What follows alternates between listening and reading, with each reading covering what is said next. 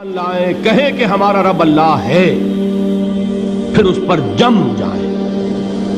ان پر فرشتوں کا نزول ہوتا ہے، نہ کوئی غم کرو نہ خوف، خوشیاں مناؤ جنت کی جس کا تم سے وعدہ کیا گیا تھا۔ اللہ کی ربوبیت پر اطمینان جب انسان کو ہو جاتا ہے، میرا رب اللہ ہے، ربی اللہ، انسان کے لیے نہ کوئی کھٹکا، نہ کوئی خطرہ، نہ کوئی خوف، نہ کوئی حزن۔ جو کچھ ہو رہا ہے کس کے اذن سے ہو رہا ہے؟ اللہ کے اذن سے۔ اللہ کے اذن کے بغیر پتہ تک نہیں ہلتا۔ یہ کوئی اندھا بہرا مادہ نہیں ہے جس سے مجھے کوئی خوف ہو۔ اندھا بھینسا چلا آ رہا ہو اس سے تو ڈرنے کا ہر انسان کو ڈرنا چاہیے، نہ معلوم کس کو ٹکر مار دے۔ لیکن نہیں، اس کائنات کو چلانے والا ایک سمیع و بصیر خدا ہے، وہ جو میرا دوست ہے، میرا ولی ہے۔ اللہ ولی الذین آمنوا یخرجہم من الظلمات الی النور۔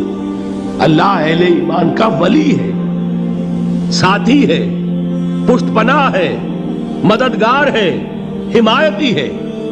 بتائیے جسے یقین ہو جائے کہ اللہ میرا مددگار، اللہ میرا محافظ، اللہ میرا پشت پناہ، اللہ میرا حمایتی، اس کے لیے کوئی خوف ہوگا؟ اس سے کوئی ڈر ہوگا؟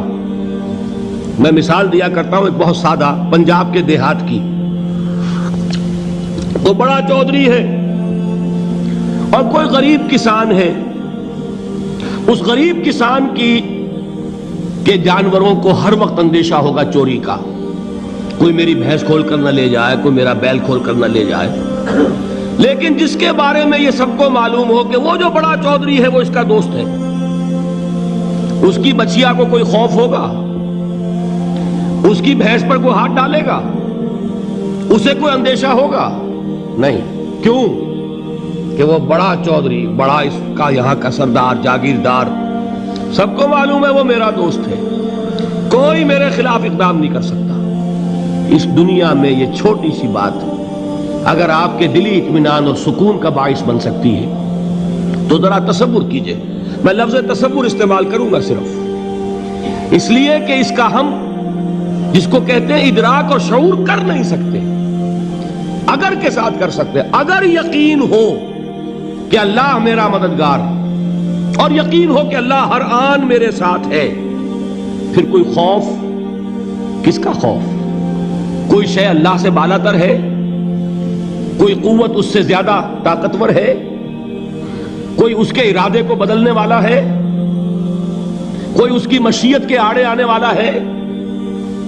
یہی بات ہے جو حضور نے فرمائی۔ یہ ایمان کا حاصل ہے لب لباب، کہ دیکھو اچھی طرح اس بات کو ذہن نشین کر لو، اگر تمام انسان مل کر تمہیں کوئی نقصان پہنچانا چاہے نہیں پہنچا سکتے مگر جو کچھ اللہ نے لکھ دیا ہو، اور تمام انسان مل کر تمہیں کوئی نفع پہنچانا چاہے نہیں پہنچا سکتے مگر وہ شے جو اللہ نے طے کر دی۔ آپ پھر میں کہوں گا ذرا طاری کیجئے، اسے فرض کیجئے، اسے سوچئے۔ اگر اس حدیث پر ہمارا دل ٹھکا ہوا ہو تو کسی سے ڈر ہوگا؟ یہ مجھے نقصان نہ پہنچا دے، یہ میری رپورٹ خراب نہ کر دے، یہ میری انکریمنٹ نہ رکوا دے، یہ میرا یہ نہ بگاڑ دے، یہ میرے یہ نقصان نہ پہنچا دے۔ اس کا ڈر، اس کا ڈر، اس کا خوف، اس کی خوشامد، اس کے لیے جا کر طرح طرح سے اپنی عزت نفس کو ذلیل کروانا اس کے سامنے، یہ سب کچھ کیوں کرتا ہے انسان؟ جب سمجھتا ہے کہ اس کے ہاتھ میں میرا کوئی نفع ہے، اس کے ہاتھ میں میرے لیے کوئی ضرر ہے، یہ مجھے کوئی غضب پہنچا سکتا ہے، یہ مجھے کوئی نقصان پہنچا سکتا ہے، یہ میرا کوئی کام بنا سکتا ہے، یہ میری کوئی ضرورت پوری کر سکتا ہے، اسی کا نام شرک ہے۔ جہاں آپ نے یہ سمجھا کہ غیر اللہ کے اندر کوئی طاقت موجود ہے وہی شرک ہے۔ بتوں سے تجھ کو امیدیں، خدا سے نومیدی، مجھے بتا تو صحیح اور کافری کیا ہے؟ شرک تو یہ ہے۔ جس پر بھی تمہیں یہ خیال ہے، کلمہ ہے یہ کلمہ سوم، لا حول ولا قوت الا باللہ، ذرا اس پر دل کو کبھی اگر آپ تصور کریں، پھر فرض کریں، دل ٹھک جائے اس پر، کوئی طاقت نہیں۔ یہی بات تھی جو شیخ عبد القادر جیلانی رحمۃ اللہ علیہ نے اپنی وصیت میں اپنے بچے سے کہی. 11ویں دینے والے ہیں، لیکن حضرت شیخ عبد القادر جیلانی کی وصیت اور تعلیمات کو کتنے لوگ ہیں تم جانتے ہو؟ یہ جن مقامات تک پہنچے ہیں وہ کس چیز کی بدولت پہنچے ہیں؟ انہوں نے جو پیغام دیا وہ کیا تھا؟ اے میرے بچے، جس طریقے سے قرآن مجید میں حضرت لقمان کی نصیحتیں جو ہے نقل کر دی گئی ہیں، میں یہ عرض کروں گا بالفرض اگر قرآن حضرت عبد القادر جیلانی کے بعد نازل ہوا ہوتا تو شیخ عبد القادر کی یہ نصیحتیں بھی قرآن میں درج ہوتی. اتنی اونچی نصیحتیں ہیں. اے میرے بچے، اس حقیقت کو ذہن نشین کر لے، لا فاعل فی الحقیقت ولا مؤثر الا اللہ. اس کائنات میں نہ کوئی فاعل حقیقی ہے نہ مؤثر حقیقی ہے سوائے اللہ کے. کسی شے میں کوئی تاثیر نہیں اگر اللہ نہ چاہے. آگ جلا نہیں سکتی اگر اللہ نہ چاہے. پانی ڈبو نہیں سکتا اگر اللہ نہ چاہے. زہر ہلاک نہیں کر سکتا اگر اللہ نہ چاہے. کوئی چیز فائدہ نہیں پہنچا سکتی اگر اللہ نہ چاہے. تو در در پہ کیوں سر جھکاتے ہو؟ در در پر کیوں جبیں سائی کرتے ہو؟ سب کے سامنے کیوں ہاتھ پھیلاتے ہو؟ ایک اللہ سے مانگو. ایک اللہ کے سامنے زمین پر اپنی جبین رکھو. لا فاعل فی الحقیقت ولا مؤثر الا اللہ. نظر آتا ہے ہمیں کہ پانی پیاس بجھا دیتا ہے. پیاس بجھانے کی صلاحیت پانی میں نہیں ہے، اللہ کے اذن سے. کھانا بھوک مٹا دیتا ہے، بھوک مٹانے کی صلاحیت کھانے میں نہیں ہے، اذن رب میں. دیکھیے یہی یقین تھا. حضرت موسیٰ علیہ السلام کا واقعہ یاد کیجئے. سامنے سمندر آ گیا ہے، قوم دیکھتی ہے پیچھے کہ گرد و غبار کا طوفان ہے. معلوم ہوا کہ فرعون اپنے لشکر سمیت آ گیا ہے.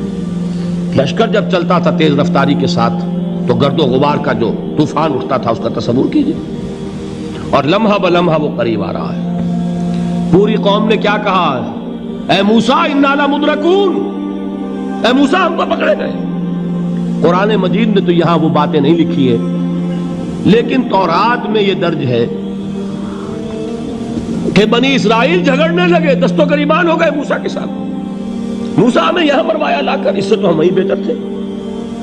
وہاں کھانے کو ملتا تھا، زندگی تو تھی، بیگار ہم کر رہے تھے، موت تو نہیں تھی. اب جو کچھ ہوگا اس کا تصور کرو، جس طریقے سے ہمارے ٹکڑے اڑائے جائیں گے. تو لڑ رہے ہیں حضرت موسیٰ علیہ السلام سے. یہ تورات کی تفصیل ہے. قرآن میں صرف اتنا آیا ہے، پریشان ہو کر انہوں نے کہا انا لمدرکون، موسیٰ ہم تو پکڑے گئے. اس وقت موسیٰ کا جواب کیا ہے؟ کلا ان معی ربی سیہدین. نہیں، میرے ساتھ میرا رب ہے، وہ راستہ دے گا. بتائیے کہاں راستہ نظر آ رہا ہے؟